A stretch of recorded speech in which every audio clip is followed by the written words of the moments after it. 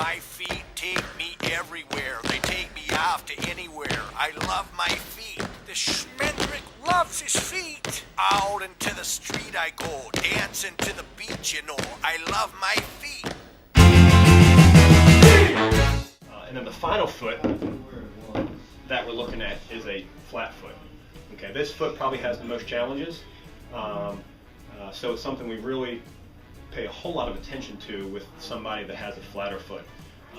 So very flat arch, typically a lower profile instep, and then also too, if you look at the footprint on the bottom, it's typically a wider foot. Yeah. So we also want to make sure that the shoe that we have is going to match this foot, okay, as far as giving it its support. Now, I have several clients that I've trained currently or in the past that say, I have a flat foot, I can't run. So obviously that's a myth, right? That is correct, yep.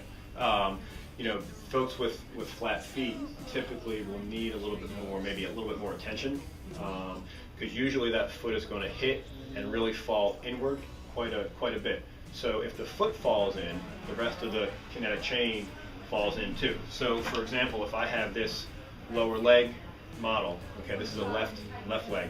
If this foot falls inward, this whole lower leg is going to twist and come inward. It's going to put a lot of torque on the knee, and even go up as far as the back. So we just have to look and find ways to control that kind of situation so the person doesn't develop overuse injuries.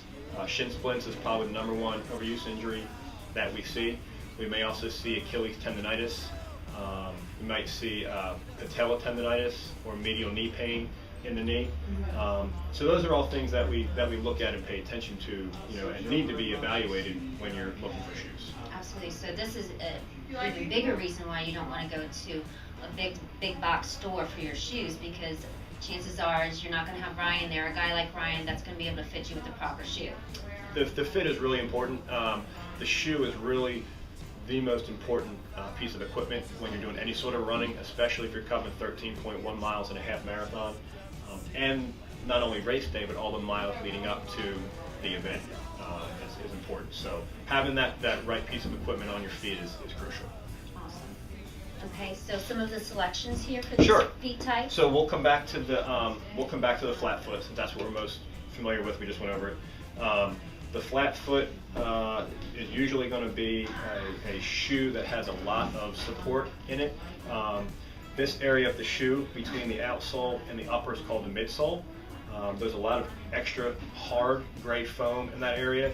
In this particular shoe, there's a plastic insert that is put in there so that with this foot, a flat foot, as it goes to fall inward, this piece of foam is extra supported. That foot goes to fall inward.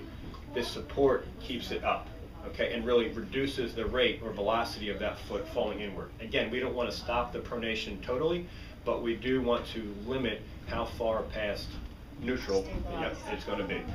The other thing that's nice to see is that if you look at the bottom of the feet, okay, it's a very wide foot. This is a very wide shoe. Yeah. We want to make sure that they accommodate and work with each other.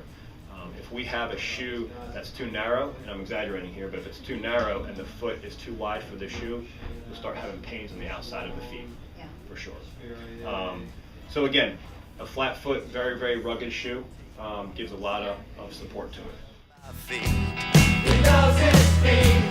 Out into the street I go, dancing to the beat, you know. I love my feet.